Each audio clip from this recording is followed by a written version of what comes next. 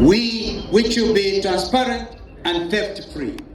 We'll establish technology hubs, create centers and local industries to absorb young talent. Professionalism, not Rutoism, will get you a job. Wazalendo wenzangu, I promise you this. The Wiper Patriotic Front's Director of Elections will not become your next chairman of Kenya Revenue Authority. That will never. No child should ever be denied education because of poverty. We will fund our schools adequately, value our teachers, and recognize vocational skills alongside academic qualifications. Re-education, not those fake self-appointed degrees, but must once again be the bridge to opportunity. A patriotic administration will restore dignity and meaning to our schools and our universities. We will not be a striking nation. We shall be a working, dignified nation. We will deliver affordable, quality health care for all. Medicines will be available in every hospital, and our healthcare workers will be respected and fairly compensated. Health will not be a privilege. It is a right, and indeed an Article 43 right of our Constitution. We will build a just, safe, a united Kenya. Police brutality, obviously, will end.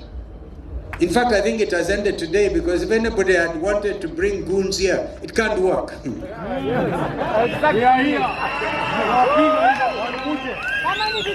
No more abductions, because those are terrible. And no more fear. We will unite Kenyans across all communities, because a divided nation indeed cannot prosper.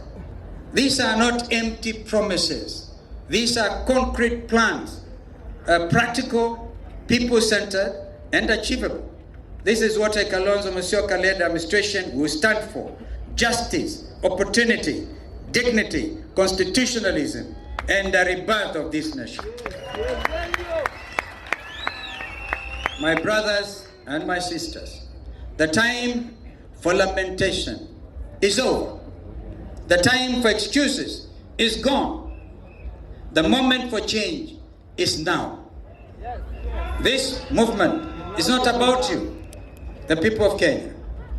It is about your families, it's about your children, about your children's children, and the future of this nation.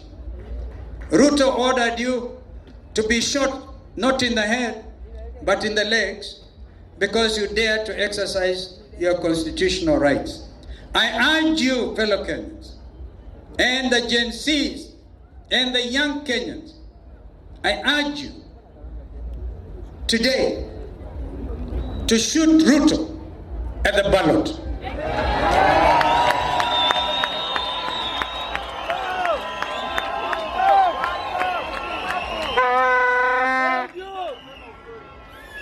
If you have not yet, I implore you to register to vote. How many of you are ready to shoot Ruto at the ballot?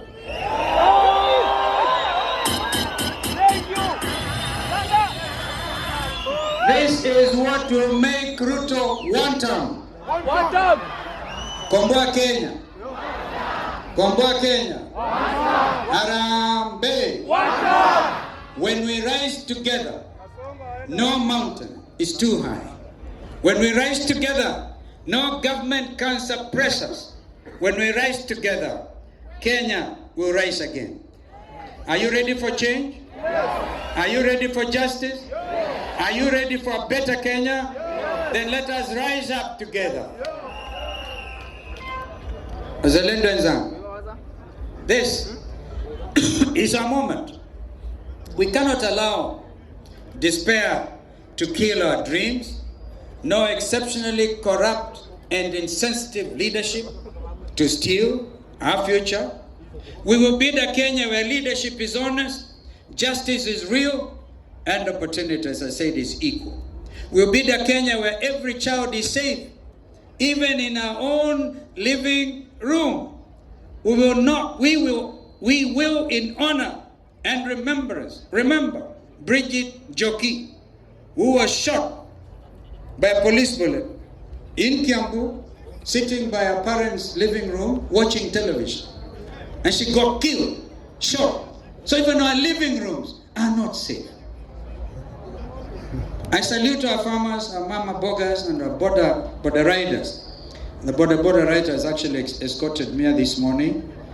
I thank you. The true backbone of this country.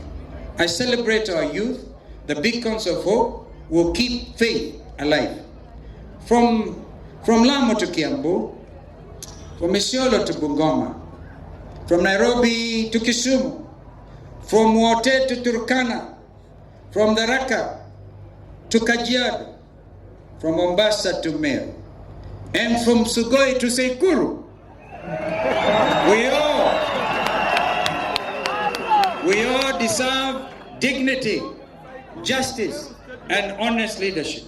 Together, we shall bring it to life. Wazalendo wenzangu, the Wiper Patriotic Front is ready. Our united coalition is ready. And for a while, we didn't have to pass the resolution to address what is already defunct. My sister mother is here. My brother Eugene is here. They passed a resolution. I think our friends in Jubilee, I heard our brother Uhuru Kenyatta try to reimagine what had happened during the Jubilee Delegates Conference. But there's something in law called dead by effluxion of time. Yes, repeat. There's no need to flog a dead horse. We all know there's no Azimio in existence. But because you have some people holding those parliamentary positions in the Senate and in the National Assembly, we don't need to issue that thing. But all of us knew this is the dawn of a new beginning. I urge my colleagues to stick together, yani like bees, because if any of us betraying this confidence will stand judged by future generations. This regime has attempted to capture all institutions to do their unconstitutional bidding. They have captured Parliament, and that is why today it stands impeached. They have tried to capture the media, and today we thank the majority of the press for not bowing to that pressure. That's why you are here today, and we are very proud of you. They have attempted to capture the judiciary.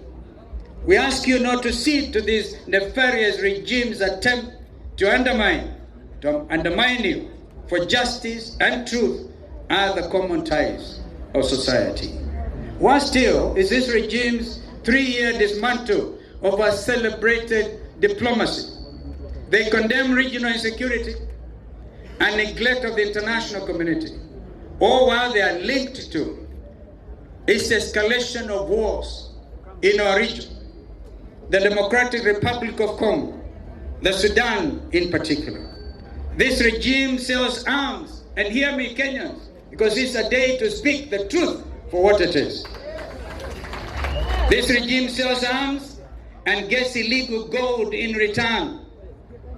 Honestly, what you are witnesses to is a horror movie directed by a know-it-all director who is a star and the supporting cast of his own show.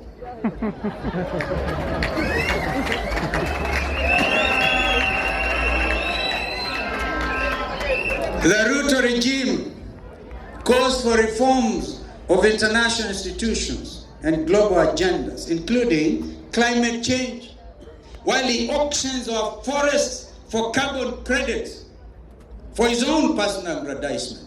Kenyans must know this. Even our forests, our national parks are up for auction. The very oxygen we actually breathe.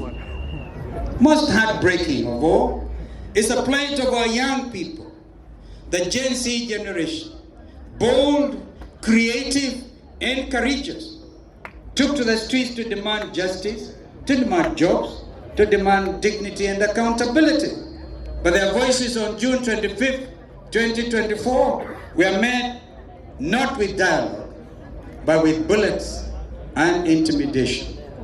A government that silences its own children has lost the right to lead. Wazalendo wenzangu. But I stand here to tell you, we are not doomed. Kenya can rise again, and Kenya will rise again. Under a patriotic administration, and together with our partners, we shall build a nation that works for all, not for a select few. We will deliver a 24-hour economy that ensures all of us are part and parcel of growing our basket, and together we shall lower the cost of living. Costs of fuel and electricity must be lowered if we are to get these jobs back to our industry, if we are going to yet again attempt to industrialize our country. Transformational projects like the High Grand Falls Dam that will generate 700 megawatts of electricity, a Vision 2030 project under Kibaki and ourselves, must be activated, not Ruto-preneured.